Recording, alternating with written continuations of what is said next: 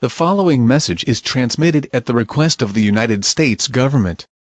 Attacks by the undead have been reported in several states across the country. They include Massachusetts, Michigan, New York, Ohio, and Texas. The dead are rising from their graves, and are attacking the human race. At this time, it's expected that more attacks of this nature will occur in several other states in the next few hours. Their intent behind their attack is unknown at this time. It has been observed that a bite, or an exchange of fluids, is a method of transmission. If any of these things occur to you, you'll turn into one of these creatures. This is an extremely dangerous situation as they crave the taste of human flesh. To protect yourself from potential effects, all residents of the United States are strongly encouraged to follow these instructions. Stay away from these creatures. Get inside a building or home with few doors and windows. Do not make eye contact with them. Doing this will incite attack.